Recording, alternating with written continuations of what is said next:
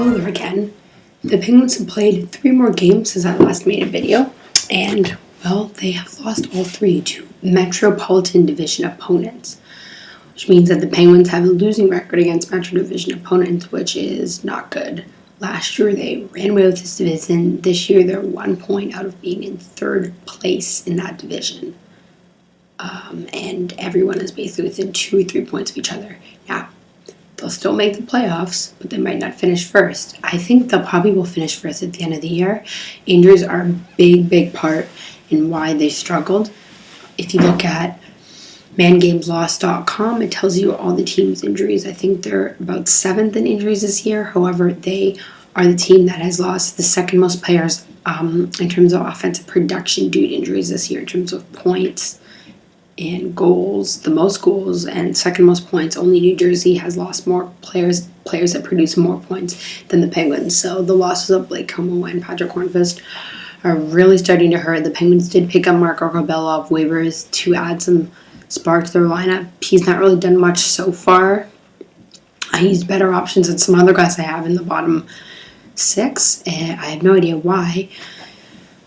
Marcel Gottsch was scratched last game, but anyways, he was. So, yeah, they've lost 3 in a row, and now tonight we get to take on Chicago. Yes, going from 3-0 to taking on Chicago. Anyways, I thought the first game, Penguins just really didn't play that well. Lost to the Islanders. I had a 2-goal lead and gave it up. Second game, I thought they actually outplayed the Rangers for basically the entire game, but Henrik Lundqvist stones us again. Whatever it is, for whatever reason, we can't seem to stop Henrik Lundqvist. It's very frustrating because the playoffs started today. We'd be playing the Rangers. Yes. I basically think the only team that poses a real threat to the Penguins in the playoffs would be the Islanders. I think the Islanders are very good this year. They're very deep. Montreal has high PDO. They're going to regress. Carey Price is basically their team. The Rangers, again, Lundqvist is basically their team. I do think they pose a threat, but I don't think they're as good as last year. Washington, I think they're having a bit of a honeymoon season. I don't think they're actually this good. Tampa Bay, I think, is a very good team, but Pittsburgh's had their number all year. And Boston, despite the fact that they're climbing right now, they don't scare me anymore. So I think really the Islanders and the Rangers would pose the biggest threats to me. And I would not have thought that last year. So, wow. Anyways, first 2 games, I'm not really going to talk about them much because I have to talk about the third game, the game last night against Philly, where we lost 3-2 in overtime on a questionable too many men on the ice penalty. Out of all the things that went on in this game, 4 fights, the hit, which we'll talk about, the other hit, which did not get any airtime whatsoever, we lost into too many men in the ice penalty that probably could have not been called. Malkin realized that too many men on the ice, and he went off the ice right away, but they still called it on the power play after we killed off 6 penalties in the game, and that's what we lose. Just a weird ending to a weird game. Anyways, so the game with the hit. The hit, of course, I'm referring to is the hit by Zach Rinaldo on Chris Letang with about 5 minutes left in the first period. Zach Rinaldo lays him out, and this hit is wrong on so many levels. One, it's way late. Letang has already released the puck. Puck is not there. He's against the boards. He looks behind him. He knows Zach Rinaldo's coming, but he can't exactly defend himself because he's put in a vulnerable position. It's not like he put himself there. It's that he was going to get the puck. The puck leaves his stick, and he's about to go and turn around, and boom, he comes hitting him. It was late. Left his feet. Totally charged right at him, and he gets 1 of the numbers. So that's 3 things wrong with the hit right there. Tang was down on the ice for a good minute, which is really worrying because this is the guy who had 2 concussions in the 2011-2012 season and a stroke last season. So he has history of concussions, and seeing him down the ice like that for a minute, not even like moving, but not able to get up was pretty scary. He did not return to the game. He was having an amazing game as well, a nice bounce back game from Saturday. He had 4 shots already, and basically Paul Martin and Christian Ehrhoff had to play like half the game. Martin had 31 minutes, Ehrhoff had 27. So That's not good. And as a result, the Penguins were not able to score on the power play, and they really missed Chris Letang in the power play. And the Flyers fans were booing when Zach Ronaldo got kicked out of the game because they're classy like that. So, after the game, this is what Ronaldo says. His exact words were, well, it changed the whole course of the game, yeah? I mean, I wonder what would have happened if I didn't do what I did. And he's laughing. He is laughing. So he's joking about injuring a guy, taking him out of a game when he knows he has concussion history. And he's like, oh yeah, I saved the Flyers season. You didn't save the Flyers season. You guys won the game because of a fluky call in overtime. Maybe you did change the course of the game because the Penguins couldn't score on the power plays, and he's a big weapon on the power plays. So maybe it did. It doesn't matter. Your comment was out of line. You don't go around saying stuff like that. You're already going to get suspended. That's just going to increase your suspension more. And then he goes and says, oh yeah, it was not a hit from behind. It was a total hit from behind. He's either blind or he's stupid. Okay? It was a total hit from behind. He got him right on the numbers. If that's not a hit from behind, I don't know what is.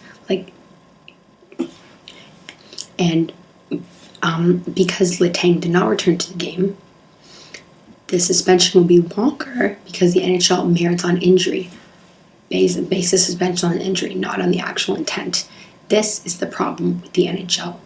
Until the NHL bases their suspensions off the action and not the results, this will continue to happen. Yes, teams will continue to employ goons like Zach Ronaldo, who are never going to learn, but they're never going to learn because the suspensions are not strong enough. He probably would have gotten at least 10 games, but now that Letang skated this morning, it's going to be worse. It's going to be lower.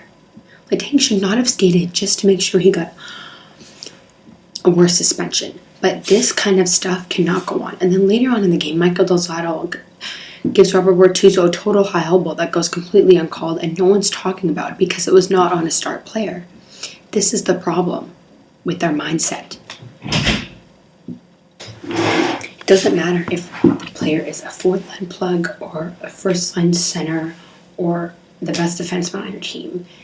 A high hit is still a high hit. It doesn't matter who the player is. I'm so sick of people saying, oh yeah, well, it's a star player. That's the only time you notice. Yeah, it's true, but that's not right. And Zach Ronaldo said, I'll get suspended because Chris Letang is a star player. No, you'll get suspended because it was a dirty hit. And then the NHL will continue to allow this to go on. They'll give him 5 games, maybe 6 games. He has an in-person hearing. We'll see what he actually gets. Because Letang skated today, it's going to be a lower suspension. Why should that matter? Crosby was injured for a year and a half. David Steckel didn't get suspended on him when he hit him. Malkin's missed time with concussion. No one got suspended. It's just the inconsistency of the NHL discipline system is it's a joke. It's a joke. Sometimes I question why I watch this sport and why I love this sport, because just the way they handle things is just brutal. It's brutal. There's so many things wrong with that hit, and you're going to suspend a guy because he got injured. No, you suspend him because it's a legal hit. That's exactly the kind of hit we're trying to get out of the game. You started 10 games. Bam, go from there. If they do it again, bam, 15, bam, 20, until those hits or those players are taken out of the game. At some point, you're going to have to say to the player, okay, you can't play again. Todd Bertuzzi is still allowed to play again. I know that was 11 years ago, but the fact that he's allowed to play again is a joke. The fact that Matt Cook, an ex-Penguin, is allowed to play again after ruining Mark Savard's career is a joke. It's a complete joke. The NHL and the way they handle discipline is it's laughable. I would have said the same thing if a Penguin did it to a Flyer.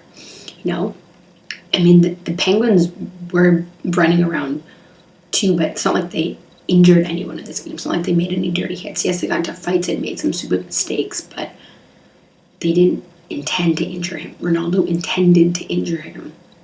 Is a bad hit. The Penguins should not have let Letang skated, and that's going to factor in the length of the suspension, but you can't be doing that, making that kind of hit and then laughing about it. It's just a joke. The NHL has got to do a better job of protecting not even star players, its players, from getting hit and making sure that the players who are hitting them have a harsher discipline.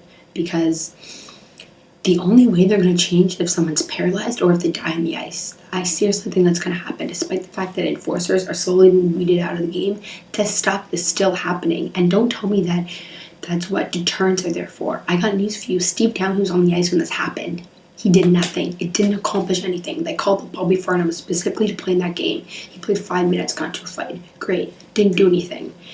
No one helped Robert Bertuzzo when he got hurt. People went to Chris Letang's aid, but it didn't affect anything. They still lost the game.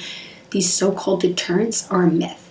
The only deterrent that we have from this happening again is for the NHL to crack down on headshots, on bad hits, and make sure that this stuff doesn't happen. You start with harsher suspensions. You start finding coaches. If a player is out for a long term, make the player out for as long as the player who they injured is out for. Because that's the only way people are going to learn. You start finding coaches, you start finding the player, you start finding the management, the owners, and then we'll see if this continues. Because right now, the way the NHL is handling it, it's just a joke. I'm sorry, it's a joke.